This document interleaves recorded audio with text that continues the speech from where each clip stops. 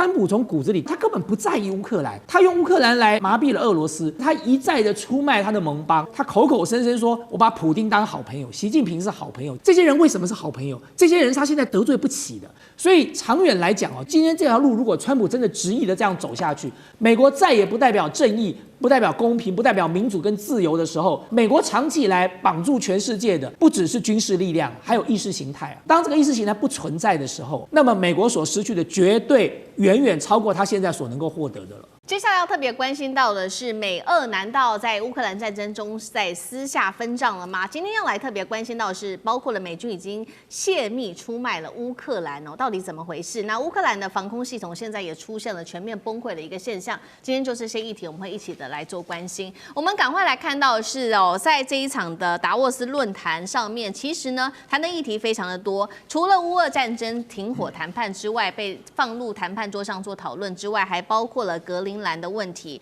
而乌克兰的首席谈判代表他也特别这样说了，他说将会在达沃斯论坛上面跟美方继续谈停火，也希望透过美国来搞清楚俄罗斯的底线到底是什么。但是呢，这位谈判代表恐怕没有搞清楚的事情是，美国此刻真的跟乌克兰站在同一个线上吗？我们也要赶快来看到的是克里姆林宫的最新发言，他特别没有谈什么有关于乌克兰的问题，他反倒是说，如果川普能够解决格陵兰的问题，他将会名垂千史。这样听起来是在暗示说，川普现在手上最重要的事情，好像目标不是这个乌俄战争，而是格陵兰吗？最致命的是，难道乌克兰现在是完全的不相信美方吗？因为最新消息传出来，乌克兰方面故意释放出假情报给美国，那么机密资讯确实最后就从美国身上流向了俄军，被俄军直接用在实战的打击上面。美乌曾经的盟友如此，现在可以看到彼此增加了防卫，到底怎么一回事？那么川普是不是其实已经跟俄罗斯谈好了，私下来解决重划欧洲的秩序呢？这是第一个问题，要请教大千委员。第二个问题，川普会不会放手让普丁打乌克兰，也让欧洲没有时间去管他最在意的格陵兰问题？委员怎么看？对啊，我想看川普的这个思考逻辑很显然的可以看得出来，川普准备要走的就是全世界只有一个强权嘛，就一人这个美国独强这样的一条道路了就至少他是这么认为的了。那再加上长期以来，川普就看不起欧盟啊，川普也看不起欧洲，他觉得欧洲就是靠我保护的啊，一群自己不愿意这个自我振作就只能够仰仗我美国的这个保护，然后来存活下来的这些国家。所以川普从骨子里根本就不在意欧洲，他所在意的就是美国能不能够很强大，而且全世界最强大，我拥有全世界最强大的部队，我掌握了全世界所有的资源，我掌握了全世界所有的地缘政治的重要位置，所以呢，一切都是我美国。所以我们看到前一段时间他讲的这个巴拿马运河啦，然后现在准备要拿伊朗，其实都是一样的问题，这些都是这个海上贸易的很重要的航道，或者是陆路的交通上很重要的枢纽所以其实很显然的，川普就打算自己干了他就觉得说我自己把美国弄强了就好了，那他一点都不在乎欧洲。那么我一直在强调说，川普今天做的很多事情，他的目标真正的最终受害人绝对是中国大陆跟俄罗斯。现在就是一个时间的竞赛而已啦，就是说到底是川普先达阵，他的那个梦想先实现，还是呢还没有达阵之前呢，他就出师未捷身先死，自己自爆掉了那我们大家就在旁边额手称庆说好险那但是问题是他的目标很明显所以他在格陵兰的事件上，他所讲的话就是针对中俄所以我觉得川普这个人你千万不要以为说他口口声声说我把普丁当好朋友，习近平是好朋友，金小胖是好朋友，这些人为什么是好朋友？这些人他现在得罪不起的，他没有办法处理的。这些人现在有核弹在手上，这些人中国大陆还有稀土嘞，要不要买他的大豆嘞？他这个时候怎么可能说不是好朋友呢？可是他做的事情真的都是对好朋友该做的事情吗？如果是好朋友，你还拿什么格陵兰啊？中俄都是你的好朋友了，格陵兰就放在那就好了。但很显然的，在川普心目中，他口中的好朋友只是我第二阶段要处理的人而已。现在我还没有时间我先把你羁迷住，然后呢，先把你这个绑在那个地方。所以你看到他对俄罗斯的这个俄乌战争也是一样的问题他用乌克兰来麻痹了俄罗斯，在乌克兰上他根本不在意乌克兰，他哪在意乌克兰？他连欧洲都不在意了，他哪在意乌克兰？乌克兰对他来说算什么？所以如果能够用乌克兰现在先讨好麻痹住俄罗斯。他绝对乐意做，因为在这件事情上，反正他要拿的是格陵兰，告诉俄罗斯说这个乌克兰就让你拿好了，反正他不让俄罗斯拿，他也没办法，俄罗斯已经拿了嘛。所以在这个过程当中，我一点都不意外哦，他在乌克兰的这件事情上会牺牲乌克兰。但是如果我们退一万步来看，就把这个棋盘拉远一点来看哦，就在川普现在玩的这个过程当中，他当然也冒了很大的风险啊。他的风险就是他一再的出卖他的盟邦，你说践踏他的伙伴兄弟之邦加拿大跟墨西哥就算了，然后你欧盟是你不断的在出卖你自己的盟邦，你牺牲了乌克兰，接下来你要去抢格陵兰，你从这个加勒比海的海盗做到了北海小英雄，然后现在要去当阿里巴巴40大盗，你全世界都是你的就对了。在这种过程当中，我还是强调，欧洲这群人啊，虽然很没用。虽然长期以来就是美国这个权力面前的侏儒跟奴仆当惯了，可他们还是有觉醒的一天的。政治人物没有觉醒，民众还是会觉醒的。所以长远来讲哦，今天这条路，如果川普真的执意的这样走下去，他最后所牺牲掉的就是全世界对于美国当时所建立的世界秩序的信仰。这个东西失去了，对川普来说也许没什么，但是我要请大家注意的是，这个东西一旦失去了，美国再也不是世界警察了。美国再也不代表正义，不代表公平，不代表民主跟自由的时候，我不理解哦。就美国长期以来绑住全世界的，不只是军事力量，还有意识形态啊。当这个意识形态不存在的时候哦，那么美国所失去的绝对远远超过他现在所能够获得的了。对，所以也是为何现在可以看出来，这个乌克兰对于美国的不信任度也持续的增加，还故意给了美方假的情报。那我们也回到这个俄乌战场的最新的第一线哦，现在乌克兰的防空系统是不是要面临崩溃了呢？等一下请干哥来带我们看，因为呢，泽伦斯基他已经最新承认了说，光是一天要拦截俄军的攻击就烧掉了8000万欧元，那么要拦下一架俄军无人机，得出动2架的拦截无人机。而不幸的事情是，泽伦斯基自己也亲口承认了，现在只有美国的爱国者系统是有效的，但是全部掌握在美国人手中。反观俄罗斯方面，我们看到它在无人机方面的生产反而是量越来越大哦。现在日军的生产量已经达到了最多350架，目标它希望上看是每天可以达到1000架。那么原本呢，我们要特别关心到这款武器被欧洲视为是这个。欧洲版 NQ9 死神的这一架是德国 AI 无人机 HX2，在乌克兰前线却被沦为高价的玩具，因为它起飞成功率竟然只有25%，还被俄军的电子干扰直接断讯。那么乌军的防空系统现在怎么办呢？防空系统它希望能够全面转型，现在看起来是非常困难的。干哥怎么看？我只有叹气的份儿啊。德国 HX2 啊，你知道这个什么？这什么？这个外表长得跟那个什么全球鹰很像，就是从美国那个全球鹰啊 RQ4 啊，本来德国租了2架 RQ4， 租到最后跟美国不欢而散。他说你的东西太烂了，根本飞上天去连不到啊！就全球之鹰啊，本来是以前我们都这样看到那个无人机，我们都会流口水说哇，这个飞机这么大，这么漂亮。而且它能够环绕全球这样飞啊！后来发现这个大而无用，后来变成了 RQ9， 也就是现在我们所知道的死神啊，死神。那他认为说，哎，这个我们德国自己发展 HX2 嘛，对不对？一定德国工艺一定能够压过你们美国，结果不然啊，飞不起来。为什么？因为电脑连线的问题。我告诉各位，无人机的这个技术，目前在美国的实战经验里面，还是它是累积数据是最多的。但是现在你刚看到泽伦斯基，不是他讲的，是他这个手下第一带刀侍卫叫做舍尔斯基，也就是乌克兰武装部队总司令舍尔斯基所讲，他说现在一天要防空要花8000万欧元呐，8000万欧元是什么概念？就是30亿台币，一天要花掉30亿台币。而且那个30亿台币到底用在哪里，连你自己都搞不清楚。思敏，我现在终于了解了。台湾礼拜一宣布要买20万架无人机，大家终于知道台币1.25兆的无人机计划是怎么来的。它里面有多少是我们看不见的，是我们多少被美国人牵着鼻子走的。里面我提到最重要的有一种无人机。叫做什么？叫做 Altius 啊，600型跟700型，那个叫做自杀无人机。那种无人机，我可以跟你讲，去年啊，在8月的测试之中，从2000公尺直接摔到地上，就像现在德国的这个 HX2 飞不上去、连不上线是一样的道理。大家就知道，无人机其实坦白讲一句，它在现代战争中，它占有的重要性非常高，因为它不用牺牲人命，但是它的故障率也很高，而且它也没有什么维修可言呐、报废就是报废了。所以它这打仗就是在打钱啊。对，你终于知道我们要花1.25兆，不知道在干嘛，还要1000艘无人艇，就有点像乌克兰现在这样的情况是一模一样。你每天要花8000万欧元，你到底在打什么？然后呢，舍尔斯基讲了一句话：我们现在只有爱国者才是真的有效的系统，爱国者一枚400万美金，等于1亿2000万台币，打你有几枚可以打？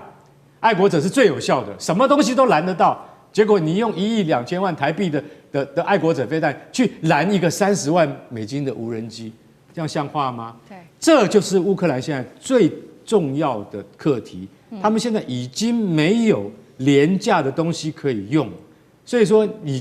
要用那么贵的东西，你划算吗？再打下去，乌克兰整个国本都要打掉了。我觉得战争已经在一个临界点上，应该快结束了。是这场战争也是考验这个烧钱哦，谁烧的可以比较久，烧的比较多。那其实俄军在这一波最新的攻击中，我们又可以看到，它总共出动了300多架的无人机哦，这量又是非常的大。那还有弹道飞弹、巡弋飞弹等等，重创了基辅跟全乌，总共是7个地区都有的能源设施。重点是现在在这个乌克兰是非常非常冷的哦，现在是低温的-14度，基辅大量的住宅其实没有办法供暖，还包括了20万户的乌克兰人，他们在扎波罗热这边哦都没有电可以用。那 INF 在这个时候叫人民要靠吼叫来抗寒，怎么回事？苑老师，这个我先来分析一下哈。首先，这个泽伦斯基讲说乌克兰日产1000架无人机啊，乌克兰讲的这个泽伦斯基讲的话是不能够相信的啊。就是说刚刚干哥讲的分析的每一条，我觉得都是我们已经强调过多少次的。就乌克兰没钱要跟这个第二强国要大干一场，就变成出现这种市场，就是说你打仗靠别人给你钱你才能够打仗，其实基本上就是对于自己的老百姓要他们去死一样的道理了。现在乌克兰的确面临这种情况，就是说大家可以看得出来，现在的话呢，就是刚刚看到这里头，看到那个佩斯科夫讲说，哇，鼓励啊，川普能够拿下格陵兰，名垂青史，这根本就是不怀好心嘛。那讲这种话，我们基本上讲这种话是想到悲天悯人的世界和平。那佩斯科夫讲这种话的话，基本上川普你干得越好啊，这个说句良心话，现在里面真正得到好处的。俄罗斯是最直接的嘛，对不对？你现在搞得这样的声望这么差，北约也搞垮了，欧盟也搞垮了，美国自己的信用也搞垮了，那美国自顾不暇，怎么会管到乌克兰的？而且川普本身来讲，就是大家知道有名的一句话，对的泽连斯基讲 "You have no cards"， 但是讲的就非常难听了嘛。所以说，那个这个我今天呢，哈，就是昨天开始大喊，节气中的大喊。你这边讲说是这个整个这个摄氏-40度之后到了乌克兰啊。不是14哦，应该是41哦，应该是-41度啊！因为我曾经1月份到过哈尔滨啊，那就是-35度啊，在那边的气候就是这个结构啊。你到了俄罗斯的话，很多是-50度的，这个不是开玩笑的。这个为什么要强调？就说是什么呢？因为大家知道烧暖气是很贵的。为什么我们都喜欢住热带国家？因为便宜嘛。你这烧暖气，就是你现在这种情况下，你把它烧得暖暖的话，大家都不知道住在台湾的好处啊。那现在的话呢，这种情况下，那你在乌克兰的情况下的话呢，用大吼的，我不晓得这个消息哪来的，我完全无法理解。我在找的消息也找不到，就是你大喊了，我讲我不怕冷，对不对？那个就是撑个2秒钟可以，你他妈撑2天都死定了，你知道吗？变成冰棍了，对不对？所以说这个也是个非常想法。那另外的话呢，我会觉得说，整个我同意干哥讲的，这个今年底乌克兰真的是打不下去，就这面对一个非常大的金钱上的问题。你刚讲什么爱国者飞弹打，我跟你讲，无人机现在全世界最强的无人机在大陆的，大陆我一看无人机秀就是14000架，你这拿什么1000架、2000架的，对不对？你自己又没有办法对大陆进口，所以我们在台湾花那个买20万架根本就是开玩笑。我浪费钱。接下来我们特别关心到的是欧洲现在挑战美国跟俄罗斯吗？因为呢，它左边力挺乌克兰派兵，右边又保护着格陵兰，不让川普拿走。那另外一方面，我们来看到普丁则是打美气来试试看川普的反应，北约的危机升级了吗？今天就这些议题一起来做关心。这几天尤其我们要来特别看到的是欧洲35国的领袖呢，他们这一次在巴黎举行的这一场联盟峰会，这个是举行的志愿者联盟峰会。BBC 报道呢，我们来看到最新消息，英国首相施凯尔怎么说呢？他说，如果俄乌达成和平协议的话，英法呢会在乌克兰这边的各地建立军事中心。法国总统马克宏也说呢，会向乌克兰来部署数千名的士兵。那另外一方面呢，我们都知道，川普他一再的表达说他要拿下格陵兰的这个意图，现在欧洲国家其实也蛮紧张的，许多的国家，欧洲国家大国们现在也发布了联合声明。怎么说呢？我们来看到法国、英国、德国、意大利、波兰、西班牙说啊，丹麦主权是涵盖格陵兰的，丹麦是北约的一员，北极的安全是欧洲的首要任务，似乎就是要打脸川普总统。所以节目一开始特别来看到欧洲现在双线挑战美俄了，不管是针对乌克兰派兵的议题，或是针对于格陵兰的议题，这是要对抗美俄的超级强权吗？欧洲的底气来自哪里？委员怎么看？对，这分2个层面来谈这个问题哦。先看一下欧洲对俄罗斯啦，我是不了解欧洲的这些政治人物究竟是蠢还是坏，他们所做的这个宣誓根本上就是一个帮倒忙的事。俄罗斯最不希望看到的就是欧洲的部队摆在乌克兰。然后呢，你们这些国家呢，一个接着一个争先恐后的在宣誓说我要在这里设一大堆军事基地，你不就是嫌俄乌战争打的这个希望要和谈，你们就是破这个局嘛？你们就希望他干脆打得天长地久就算了。我如果今天是俄罗斯，我怎么会买单呢？我就是不希望你北约东扩然后你欧洲这些国家一个接着一个在那里要派兵来，那根本就是踩到了这场战争和谈最重要的一条红线嘛。所以我实在无法理解，就是欧洲这些国家究竟是要帮乌克兰还是害乌克兰？现在显然看起来，他们这样的操作只能够让俄罗斯继续这个持续的把它打下去了，因为俄罗斯绝对不可能容许这个北约的部队摆在乌克兰的。如果今天欧洲这些领袖真的希望这场战争停下来，他应该做的这个承诺不是这个，他应该是要呼吁，比如说联合国派维和部队，或者是中国大陆啦，这个俄罗斯可以相信的国家派维和部队到那里去，那这勉强还说得通。就你们自己跑来那里去，大家来冲英雄，这就好像我刚才讲到的那个日本的250国会议员跑来台湾喊半天一样就喊得好像很勇敢，喊得好像为台湾，现在你们喊的为了乌克兰，可是所有你们做的事情都是搬石头在砸乌克兰的脚那你回过头来讲美国我是觉得很妙的是你们还记得欧洲那个时候一直不断的在讲绥靖主义，绥靖主义，说我们不可以容许俄罗斯这样干，这就是绥靖主义。那现在美国已经变成加勒比海的海盗了，马上就要变成北极海的海盗喽。那么现在是怎么样？北海小英雄要上演了。那么欧洲要不要讲句话？你能够容许美国再继续这样干吗？这不就是绥靖主义吗？俄罗斯也不过就是侵略了一个乌克兰，美国搞完了一个委内瑞拉，接着搞哥伦比亚，马上就要去搞丹麦了。这欧洲怎么都不讲话呢？所以我常常讲，欧洲的这些政治领导人都是一群懦弱的侏儒，他们习惯了当美国的奴仆了。你看看冯德莱恩讲过什么重话？你看看那个北约秘书长吕特说了什么？这2个家伙，你们现在不应该出来批美国吗？你们当时怎么骂俄罗斯的？你们现在就应该骂美国美国马上就要打到你们格陵兰来了。我实在是很妙，我很想知道说，那北约要不要援引北约内部的条款呢？一国有难，大家共同出手呢？这个时候北约要不要表个态？所以我认为欧洲的这群家伙在乌克兰的问题上是搬石头，每天在砸乌克兰的头，然后呢，在这个格陵兰的问题上呢，又是一群懦弱无能的小弟，只能够稍微小声的喊2句但是绝对不敢点名川普，也绝对不敢点名美国。你光看看冯德莱恩跟看看这个吕特这2个奴才的样子就知道了。对，好，针对于尤其是乌俄战争这件事情，其实现在欧洲也出现了不同的声音。除了刚刚我们特别帮观众朋友看到的英法2国是说要在乌克兰这边呢建立军事中心，但是也有一些国家它是不愿意的。现在整个欧洲内部呈现2个完全不一样的声音。来看到，尤其是意大利。画面上看到，意大利总理呢，他直接表态了，我们不会派兵的进驻乌克兰。德国总理梅尔茨他也在推脱，他说不管是派兵的规模或者是类型，其实都是需要我们政府做更多的讨论的。那也许我们可能会派兵呢进驻在临近乌克兰的北约国家边境，有一种象征性的声援。好，这个是比较模糊一点。那不派兵的国家还有捷克、波兰跟这个拉脱维亚。那最挺俄的匈牙利到现在也还没有表态。现在我们可以看到，欧洲国家简直就是出现了两派的一个分裂。普丁会不会趁这种态势来做一个击破呢？那另外是一些国家是不是担心普丁会把他们视为下一个目标，所以也悄悄的晋升了？岳老师怎么看？我想起来在 KTV 唱了有一首歌的一部分的歌词叫“一生爱错放你的手”。我是留欧的，在那边住了10几年了。刚刚大千问到你到底是笨还是坏，我跟你讲，他是笨啊，笨当中自然包含了坏啊，那做出错误的决定嘛啊，这个真的我讲起来，我是在嘲弄我自己的人生的啊，我自己觉得话呢，没想到欧洲这么笨，就导致我们留欧的学生大部分都聪明不到哪去了啊。那么我现在必须要强调一下，你这个事情呢，欧洲本身来讲，它就根本没有团结的可能。啊，就连英法当中叫得很大声，派几千人到那边，已经是一个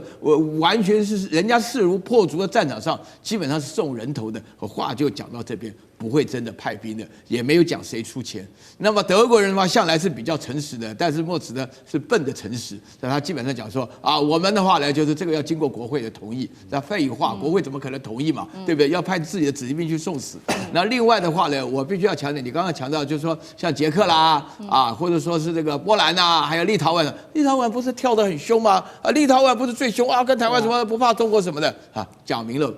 他不派兵就算，他们是距离乌克兰最近的国家，哎，他们要是讲派兵了，普遍讲到说，你们立陶宛的话呢，被我们收拾了100多年不够，是不是？你还想再来呀？哎，所以在这种情况下，另外的话呢，我会觉得欧洲现在处境非常尴尬，因为说呢，美国本身来讲，尤其是这个川普说要格陵兰的事情，他讲的再直白不过了啊。那现在只是缺总督而已，但委内瑞拉的总督是卢比奥出来了啊，那立陶宛的总督是谁还没出来，只差这一步而已。那这个太难看了，你知道吗？搞到最后，所以说呢，这里头当中我讲到英国、法国、德国啊，这个什么意大利啊什么的。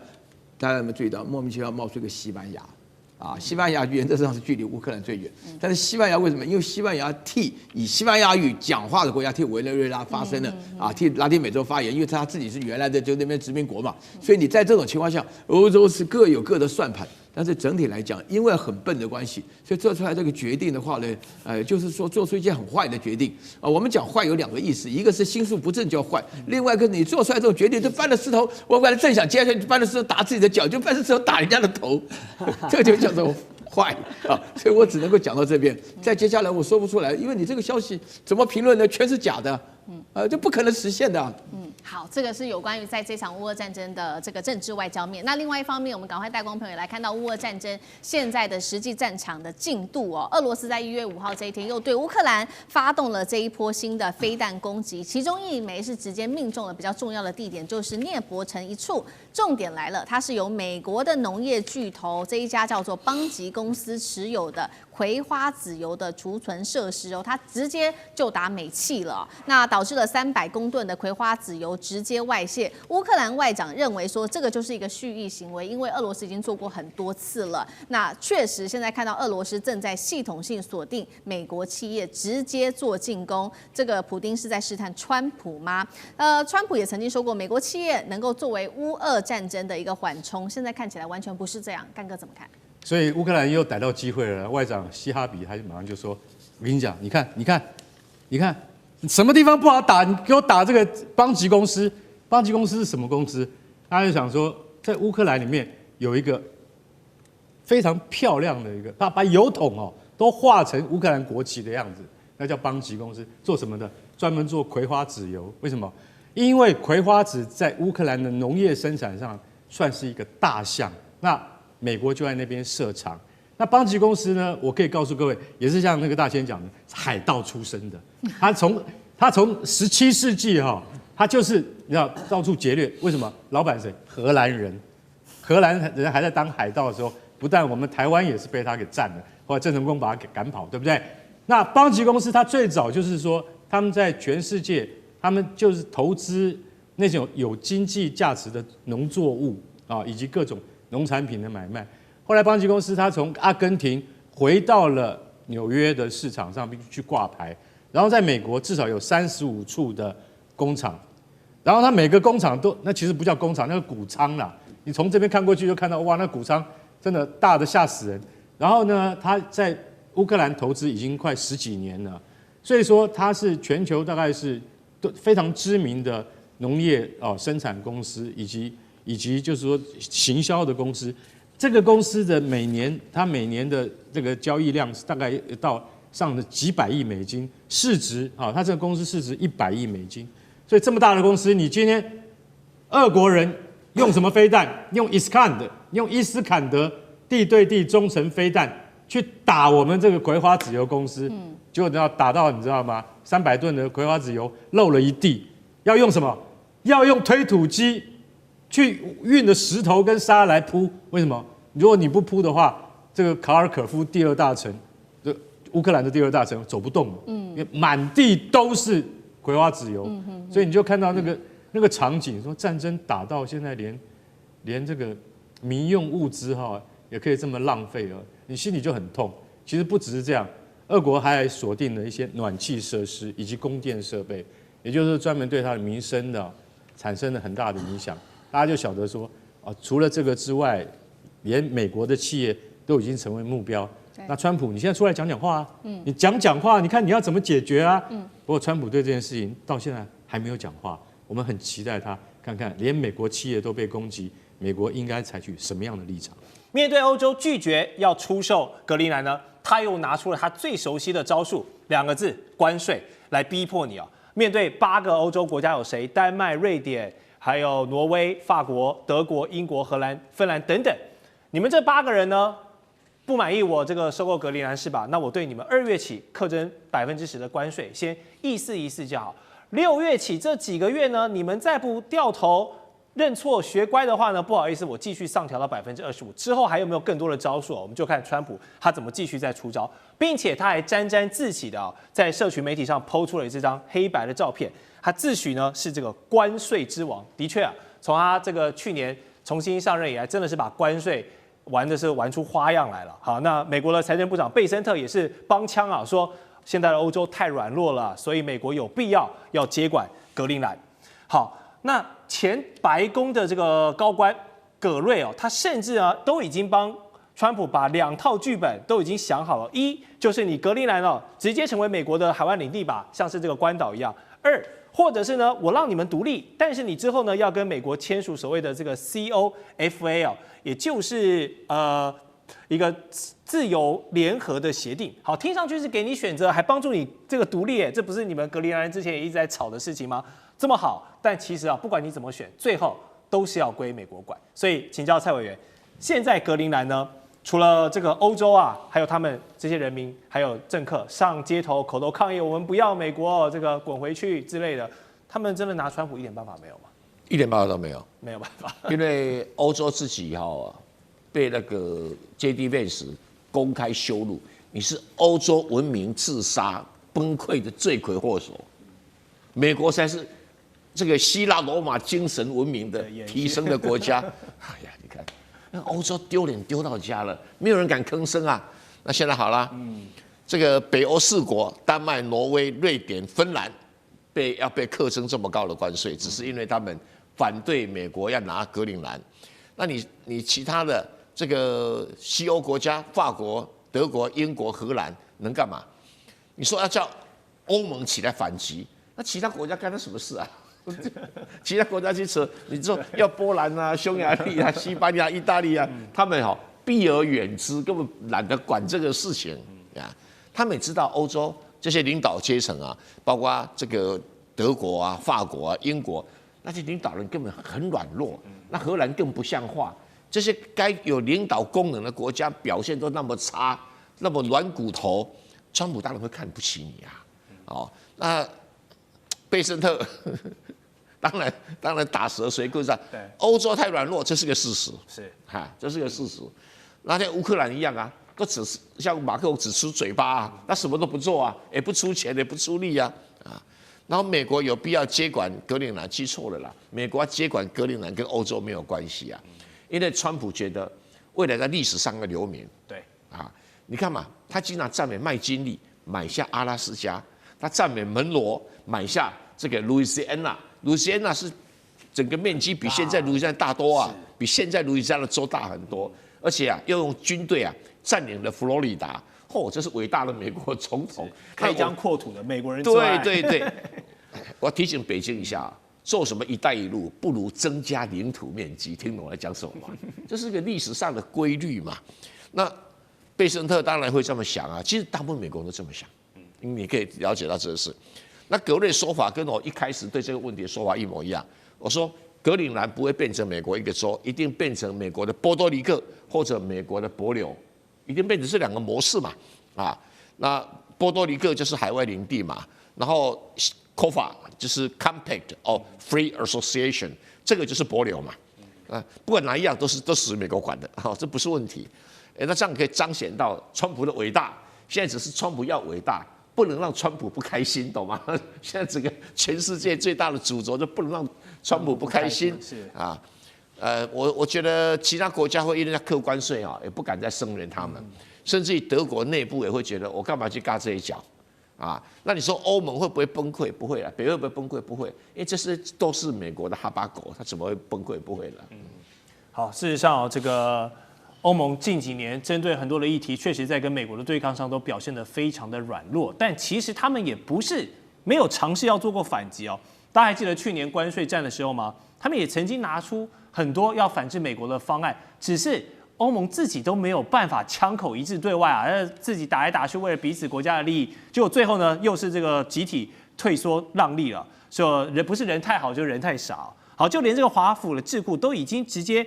不讳言的直白的讲，到目前为止，感觉唯一能让川普退让的也只有中国而已了。好，欧盟跟中国当然双方有的底气跟筹码是不太一样，那两者跟美国的历史渊源还有这个联盟的关系也不尽相同。但每次只要欧洲跟川普发生矛盾，感觉气势上总是落人家一截，就是好像要这个把脸伸出来让你打巴掌的感觉的理由。他们不敢学中国大陆正面硬刚，应该有很多的顾虑。但杨老师，你觉得最关键的点是在哪里？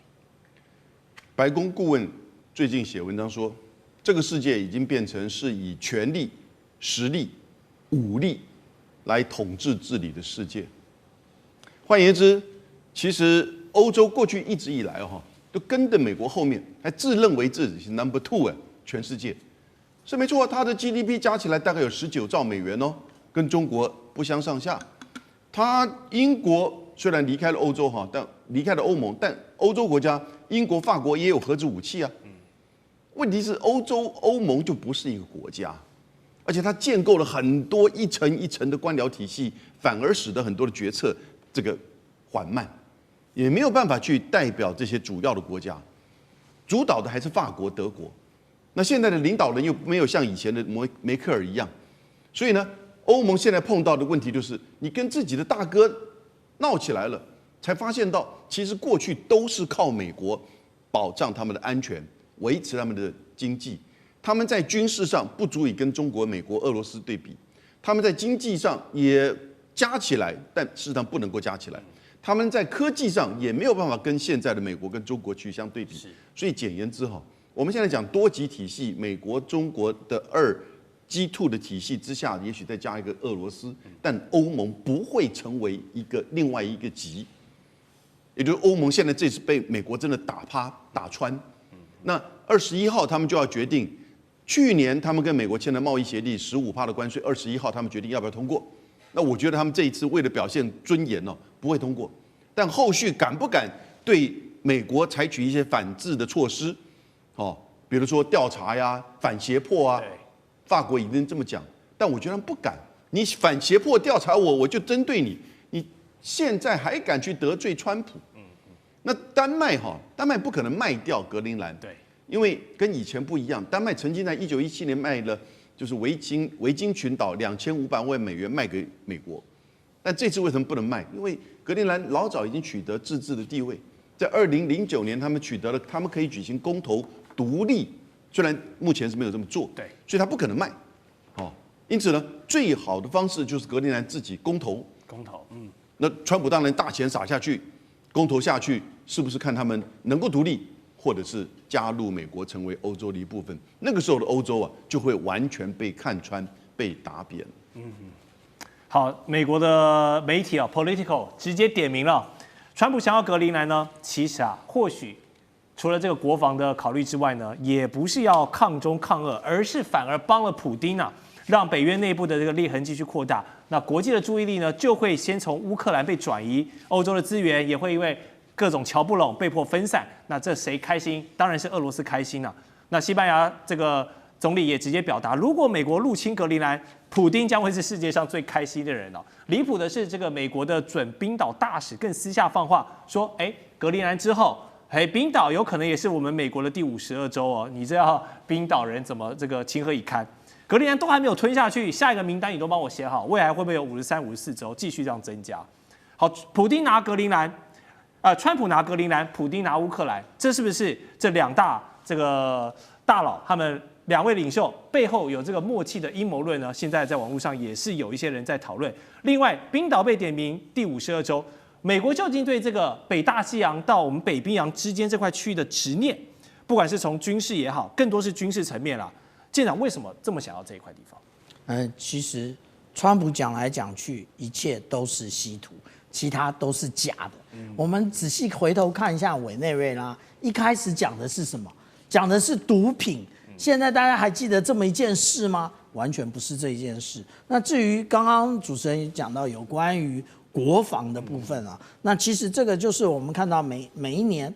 这一个美国国防部呈送到这一个美国国会的中国军力报告里面，我们可以看到，其实格陵兰在这里，他们每一次都用这个图去塑造什么，也就是俄罗斯跟中国大陆的飞弹其实会飞越格陵兰，可是呢，这是用一种地图的诈术，因为他用的是那个投影法，并不是锥形投影法，也就是极圈的部分。其实已经变形了。那如果我们从极圈用这种锥形投影来看的话，那格陵兰在这里，我请问一下，这个飞弹到底怎么飞都不会飞过格陵兰？真正会飞过格陵兰飞弹的这些国家，也就是挪威啊，那个还有瑞典啊这些国家，那这些国家可能用飞弹来打美国吗？一点机会都没有。那美国最想的是格陵兰，它上面的一个非常重要的就是很多的稀土，而且我们每一次在看格陵兰的时候，大家都忘了，就是说我们看到它的中心是白白一片，意思是什么？目前是永冻土，可是我们现在处在一个就是那个气候的急剧变化之中，所以我们讲说未来是不是会发现更多的矿产很难讲。但是其实美国还有另外一个想法，他想要封锁中国大陆，也就是我们看到中国大陆如果从上海出发，然后直接的走这个北方航路的话，也就是靠俄罗斯这一段的话，那如果到了鹿特丹来讲的话，它耗费的是13700公里。可是如果按照现在绕经这个马六甲，又绕印度洋，然后从红海上来的话，其实它的路线是20900公里。所以这一个高低差就出来了，也就是可以节省燃料。那这一个部分呢，是我们如果单纯从中国大陆来看，那如果说我们来看美国的以及加拿大的北方，其实也有所谓的西北航道。那这个西北航道，其实如果我们来比对它的冰封的状况来讲的话，它的整个航路适用呢，其实是低于俄罗斯的这一个北方航路的部分。所以其实它要的格陵兰，也就是确保它这个有关于西北航道的畅通。所以我们看来看去啊，每一次川普第一个讲的理由绝对不是真正的理由，所以国防这个有关于飞弹飞越上空，完全只是唬烂，那只是用错了这一个地图的投影法，让大家误以为这一个是中国以及俄罗斯的威胁。那至于俄罗斯关于冰岛的部分，它还有冰岛跟英国之间的航道可以走，所以对于俄罗斯来讲，这一个有关于格陵兰并没有那么重要。好，加拿大的总理卡尼现在是被川普的关税逼到已经没有路可以走了吗？还有他说要把加拿大并为第51州哦，所以我们看到呢，他在这几天召集的访问中国大陆的主席习近平，中加破冰是否能够救加拿大的经济呢？还是让加拿大更加危险？今天一起来做关注。好，我们来看到的是加拿大的总理卡尼跟习近平主席在北京展开了这一场会谈。这场会谈对他来说非常的重要，因为是他任内首次的访华，也是8年来加拿大总理首次的访华，尤其大家还记得吗？2018年之后，中加关系陷入到跌落谷底哦，因为加拿大当时应美国的要求逮捕了10任的华为副董，也就是孟晚舟，两国关系就已经跌落到谷底，所以这一次与习近平的见面被视为是中加的破冰之旅，是不是特别的重要？杨老师怎么看？有办法破冰吗？正在破冰中，但我觉得3点是。第一点，是否加拿大真的开始走向现实主义的战略自主？这次访问是一个关键。他过去这个8年，你看到，尤其是2018年针对孟晚舟的这个软禁，他亦步亦趋的跟着美国的对中政策，而且有的时候比美国喊的还更大声，骂得更凶。甚至也经常的派战舰到台湾海峡来，可是发现到他被背叛了，他觉得最亲密的，就是战略伙伴、邻国关系的美国川普给背叛了，然后遭受到压力，甚至一种屈辱式不断的叫这些从杜鲁多到卡尼叫加拿大省长，所以他开始要走向现实主义的战略自主，能不能成功？第二个。它的经贸关系其实这也是一个现实的问题。它的出口70%是到美国去，投资也是。对美国投资 No.1 的国家其实一直都是加拿大，只是大家不知道。因为我们在美国的时候都开玩笑，加拿大是美国的第51州。但是 No.2 呢，它的出口的对象 No.2 就是中国大陆，但只有5%。所以这里面有很多的空间可以展开。那卡尼自己定了一个目标，就希望2026年的时候，对于非美国家的出口总额能够提升50%。那当然你就能够看看跟中国大陆的贸易关系能不能够去补过来增加，因为同时美加之间在很多的议题上还是在卡在那边，但是这个问题不容易。可是第3个就是说，中国大陆跟加拿大这段关系就要看变成是。到底加拿大是过去最亲密的美国的这个盟邦，现在因为被美国的这种压制，他寻求就是美国过去以及到现在的竞争对手的修复关系。这个其实我看了美国的 CNN 里面的报道，所有评论人就骂加拿大你是背叛。其实我不知道谁先背叛谁加拿大人感受应该是最深刻的。对。但是从中国大陆角度而言的话呢，如果在这个过程当中用贸易、用金融，然后呢去拉拢一个就是你自己曾经的最亲密的伙伴，跟我增加关系，这个在地缘政治上，在国际政治上是有很大的意涵的。那所以就要看他这次的访问的成果，以及后续短期内中加关系的变化是不是能够持续加温。好，就在中加关系在持续希望能够破冰之下，我们接下来看到的是，其实美国总统川普又再次的批评有关于加拿大的事情，他说。特别批评的是有关于经济上面的这个贸易协定，就是美墨加的这个协定。他说，当初确实是他签的，但他认为现在这项协定对于美国来说已经无关紧要，一点都不重要了。他今年的重要目标就是要逼企业撤出海外，生产线全部回到美国来做美国生产。那当然，卡尼听到就非常的紧张哦，因为呢，其实这个加拿大的经济还是高度依赖美国的，不管是在钢铝或者汽车产业上，都因为川普的关税战而受到影响。这一回他跟中国大陆示好，能够挽救加拿大在这方面针对美国的损失吗？厉将军怎么看？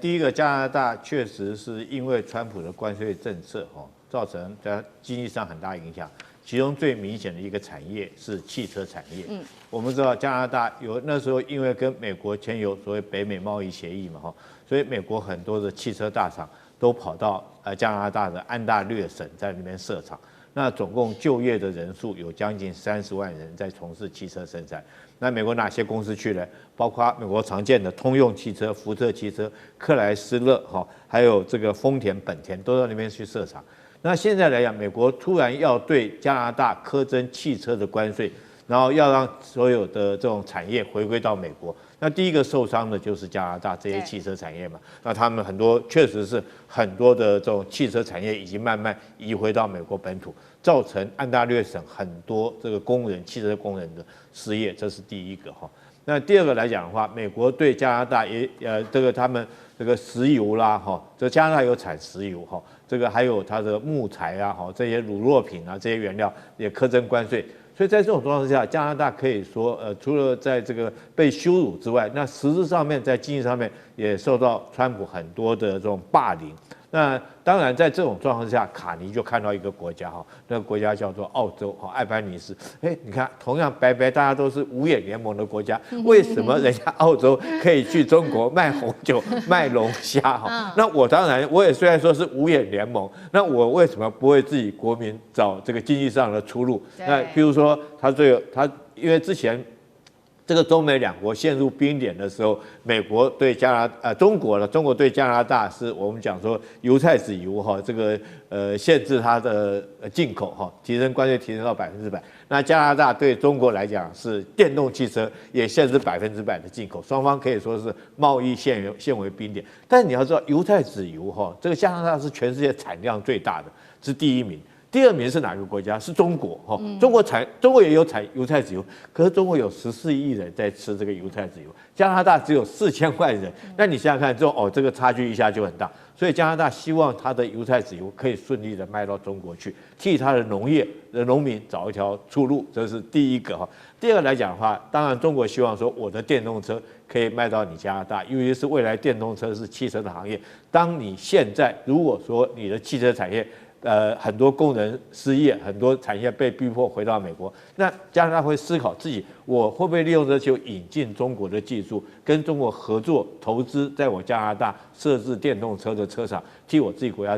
这个经济上面找一条生路。所以我觉得这把来讲的话，对这个肯尼来讲，确实是比较灵活的一个做法，不然的话。他除了被羞辱之外，也确实在经济上面被美国卡到脖子。那如果说不想办法跟中国走在一起，他可能国家以后这个被美国所限制、所死。好，被美国卡住脖子的加拿大总理卡尼这一回跑到了中国大陆去，希望能够恢复在经济上面的一些活力。那另外一方面，同样的是，卡尼也很担心自己在安全上面的危机尤其加拿大的人民现在做了一个最新的民调，可以看到他们对于美国是非常非常没有信任感的。来看到是在美国近期针对委内瑞拉军事干预之后，1/3加拿大的人都认为说，美国可能也会对加拿大直接采取行动。超过一半的加拿大受访者说呢，川普对于委内瑞拉的行为等于是开创了一个危险的先例。美国有没有可能透过军事行动威胁加拿大？张将军怎么看？那美国对加拿大，我认为它的优势是会排在格陵兰后面，先解决格陵兰问题。现在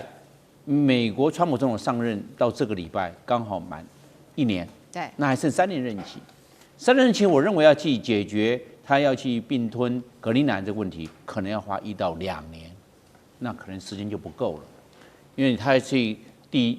这个战略目标是要对加拿大来着手，那是你要把这个优势看到后面，它是有相当的困难度。但是我们也来看呢，这个美国跟加拿大之间呢，这个他们之间的这种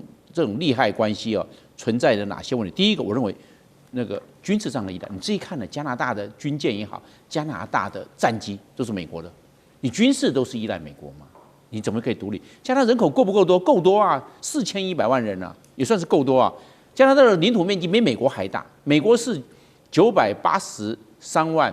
平方公里啊，加拿大990万呢，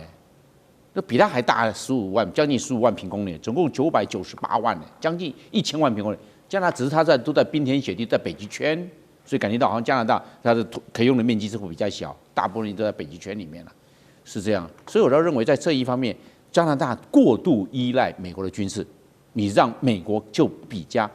轻就熟，可以并吞加拿大。你要独立啊，军事上的独立不要去依赖。第二个，我们看到经济上，加拿大一直对美国贸易出超，享受大量的顺差，大概1年将近这个，我们知道双方的这种贸易额1年是1兆美元啊，那将近顺差，你想想看有多少？每一个月大概都将近有这个300亿到500亿不等啊，看那个旺季还有淡季了，这是关系。所以经济也相当依赖。那你在地缘上面呢？刚好加拿大的西边是阿拉斯加，美国的；南边全部是美国。你现在并吞到格陵兰，东边格陵兰也是将来是美国的话，你不是被一个 U 字形包围了？那北边加拿大北边，当然是北冰洋啊。所以来这样看呢，这个地缘战争上它是被美国包围在这里面，所以地缘上对加拿大是来不利的。但是我认为美国对加拿大它不会硬吞，它是要来和拿，以和平的手段，软手段，但是软手段花的时间长，时间多，硬的话可以快速拿下。我认为它的软手段，但是问题是时间问题，川普的油量任期已经会不够了，所以加拿大我个人认为，因为人走茶凉啦，不见得下任总统会买单啦。对，地缘政治、美中之争、战略价值、强权崛起、小国生存，现在与未来洞悉事件走向，掌握世界脉动，全球观点尽在环球大战。